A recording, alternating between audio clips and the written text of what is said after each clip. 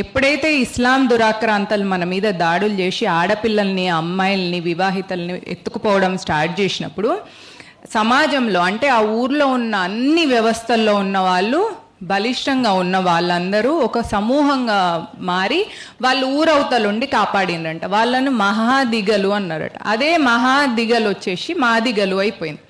అయితే వాళ్ళు ఊరవతలో ఉండడం వల్ల, అంటే అట్లనే ఉండి ఊరికి కాపలా చేయడం వల్ల దూరం ఉండడం అనేది మనకు అలవాటు అయిపోయిన తర్వాత కొన్ని పనులు చేసేవాళ్ళం. చర్మకారులు కానీ, పారిశుద్ధ్య కార్మికులు కానీ, ఇట్లా వీళ్ళు బయట దూరంగా ఉన్నప్పుడు వాళ్ళను మనం గుళ్ళోకి రానియలేదు అని మన మీద ఒక అపవాదు తీసుకొస్తే, మరి దేవుణ్ణే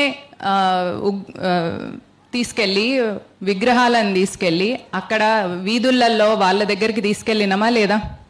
దాన్ని ఏమంటాం మనం? ఉత్సవానికి తీసుకెళ్ళినాం. అంటే వాళ్ళు దేవుడి దగ్గర రాకపోతే దేవుడిని